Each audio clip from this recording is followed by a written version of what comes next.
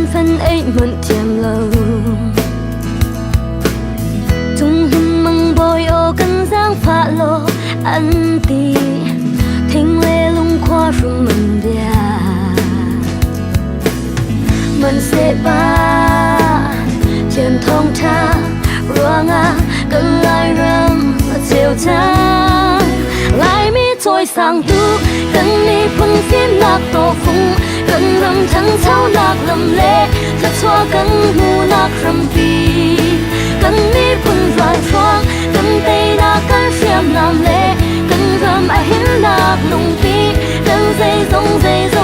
về ta chân nâng mà xì bồi ba nâng lòng mà xì ta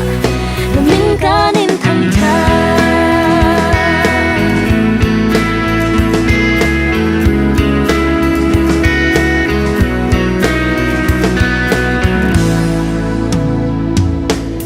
cần úp nạc thật lâu roang á luột nạc cô linh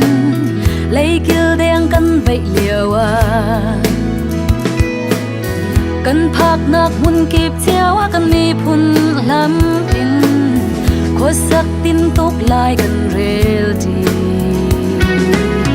cần bia lê làm hăng in ba thiên thăng chặt thì nuông khun cần ti lại mi trôi sang tu cần mi phun phim lạc tổ phung cần râm chân cháu lạc lầm lệ thật xoa cần ngu lạc râm pi cần mi phun dài xoang cần tây nạc cần xiêm làm lệ cần râm a hiếm nạc lung pi cần dây rong bia về cần ba chiến năng là gì bồi ba năng lòng là gì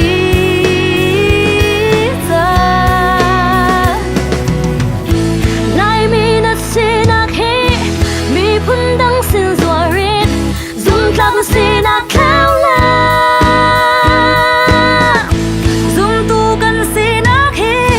dùng lâu tu nôn cho nghi khi nôn bia xua là gì